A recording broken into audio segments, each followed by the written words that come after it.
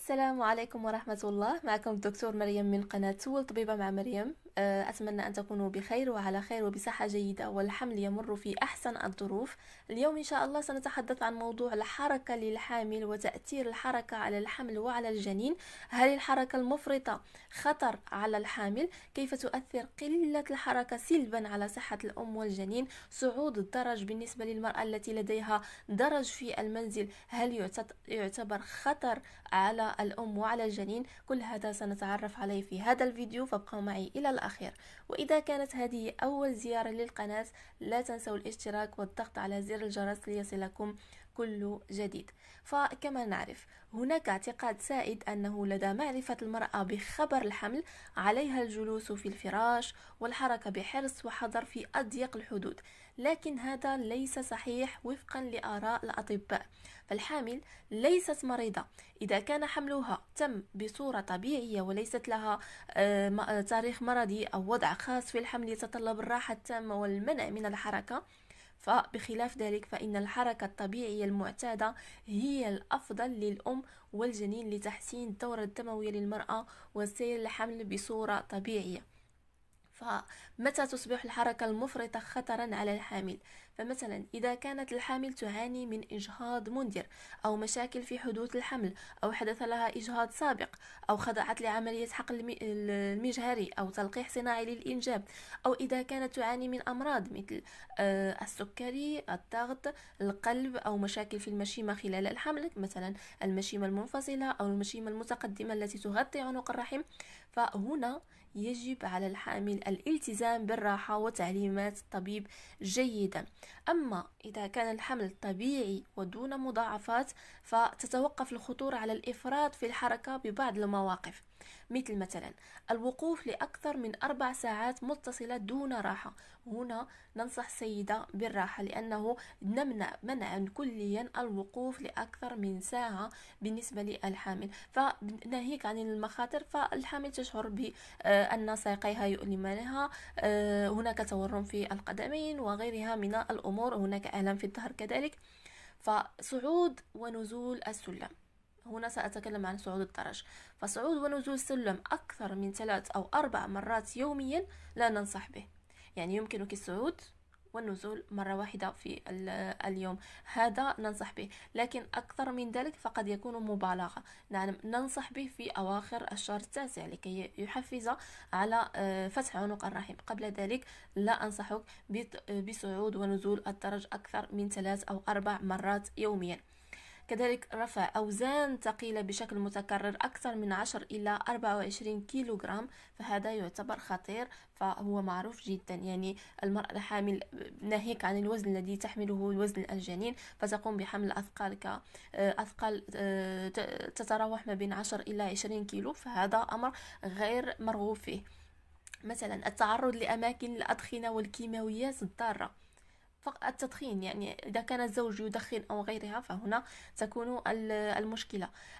الانحناء والحركات الفجائية المتكررة أكثر من 10 مرات في الساعة، مثلا وقع لك شيء في الأرض فحملتي بشكل مفاجئ ليس به خطر، لكن كل مرة تقومين بعمل حركات فجائية فهنا يكون الخطر عليك. ممارسة أنشطة رياضية لم تعتدي عليها من قبل، مثل الجري أو الغطس أو رفع الأثقال أو الذهاب للجيم وغيرها. إذا لم تكوني متعودة على هذه الأمور فحبذا أن تبتعدي عنها.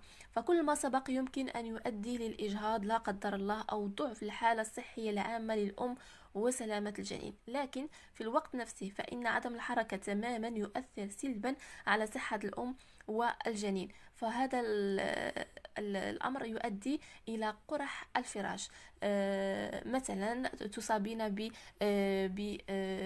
ب ماذا نسميها، تقرحات في كاحل رجليك، آلام في الظهر كذلك. فالالتزام الفراش لمدة طويلة يسبب آلام في الظهر. مثلا عندما تريدين أن تقومي فقط للقيام للحمام ستشعرين بالدوخة وستشعرين بأن حالتك ليست جيدة وغيرها. هناك زيادة حدة أعراض الحمل المزعجة وخاصة القيء والغثيان والصداع وتورم القدمين والأرق، كل هذا يسببه قلة الحركة.